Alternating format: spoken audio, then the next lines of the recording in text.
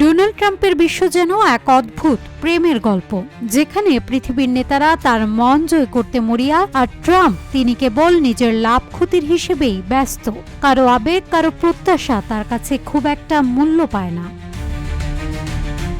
একদিকে বিশ্ব নেতাদের বোঝাপড়ার চেষ্টা, অন্যদিকে ট্রাম্পের একঘুয়ে স্বার্থপরতা।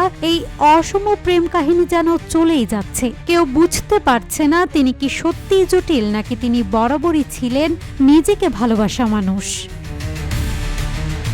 বিশ্ব রাজনীতিতে ডোনাল্ড ট্রাম্প যেন এক স্বার্থপর বয়ফ্রেন্ড। বিশ্বের বিভিন্ন দেশের রাষ্ট্রপ্রধানরা তার মন জয় করার চেষ্টা করে চলছেন।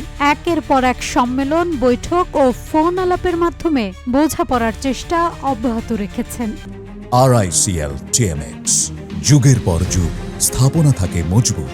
কিন্তু ট্রাম্প দিন দিন একঘুয়ে হয়ে উঠেছেন। নিজের স্বার্থকে সবচেয়ে বড় করে দেখছেন তিনি। আমেরিকা ফার্স্ট স্লোগানের আড়ালে ট্রাম্প যেন কেবল নিজের স্বার্থ আর নিজের ভবিষ্যৎ নিয়ে ব্যস্ত। তার আন্তর্জাতিক সম্পর্ক যেন শুধুই নেয়ার খেলা।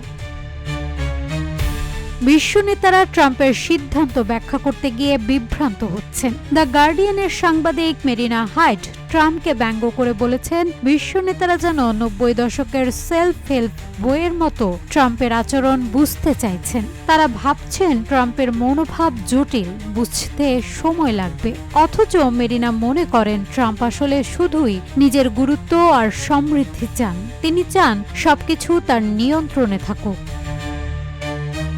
মধ্যপ্রাচ্যের সৌদি আরব, কাতার ও আরব আমিরাত সফরে গিয়ে ট্রাম্প বিপুল পরিমাণ অস্ত্র বিক্রির চুক্তি করেছেন। নিরাপত্তা দেয়ার নামে এসব চুক্তি করে তিনি আমেরিকার অর্থনৈতিক স্বার্থ নিশ্চিত করেছেন। বিশ্লেষকরা বলছেন ট্রাম্পের দৃষ্টিতে কূটনীতি মানেই লেনদেন।